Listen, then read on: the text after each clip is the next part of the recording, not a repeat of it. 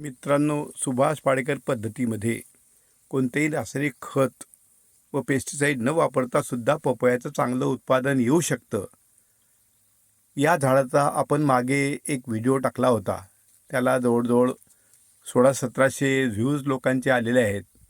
आणि हा खालचा जो थर या ठिकाणी आपल्याला दिसतो आहे इथपर्यंत, हे सगळे पपये आपण आतापर्यंत काढून घेतलेले आहे. आणि आता वरचे पपये आपल्याला मिळत आहेत. आणि बघा, सगळे पपये सुरेख पिकण्याच्या अवस्थेत आहे.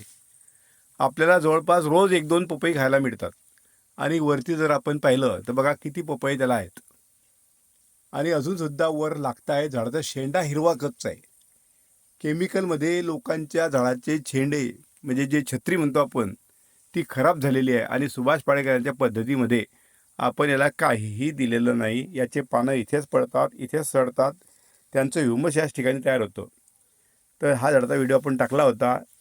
त्याचप्रमाणे आपण समोरच्या झाडाचा सुद्धा एक व्हिडिओ टाकला होता. त्यालासुद्धा खूप छान प्रकारे पपई लागलेले आहेत.